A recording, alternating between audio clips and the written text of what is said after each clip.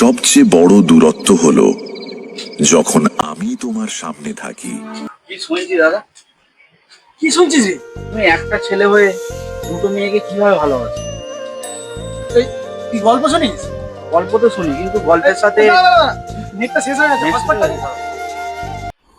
বসি তাহলে। হ্যাঁ বস। নাও, ফোন করে দিয়েছি হসপিটালে।